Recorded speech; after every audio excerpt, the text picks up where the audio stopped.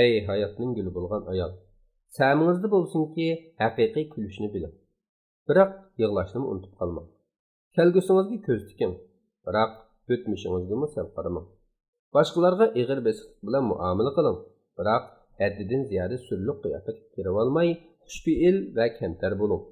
Bular sizga haqiqiy ulug'liqning tuz ko'ngillikda, haqiqiy aql parostning kamtarlikda, haqiqiy qudratning sifoyilik ekanligini o'rgatadi. Bu hukmlar irodangizga kuch-quvvat, tasavvuringizga haqiqiy qimmat, his tuyg'ularingizga hayotiy kuch bag'ishlaydi. G'oliblarning mag'lubiyatchilardan ortiq yeri shuki, ular nima ish bilan shug'ullanmasin, xizmatini o'ylangandanmi mukammal qilishga tirishadi.